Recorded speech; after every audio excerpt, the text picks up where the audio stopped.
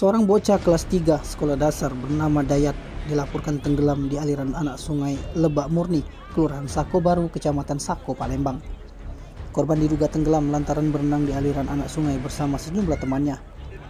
Namun hingga kini petugas mulai dari Basarnas dan Polsek Sako masih berada di TKP melakukan pencarian terhadap korban. Salah satu korban yang hanyut ikut berenang bernama korban Derry mengaku dia bersama korban dan dua teman lainnya berenang di dekat arus masuk anak sungai Lebak Murni. Akibat terlalu deras, korban Dayat terus terseret. Teman korban sendiri sempat berupaya menyelamatkan dengan memegang tangan korban, namun naasnya pegangan tersebut terlepas.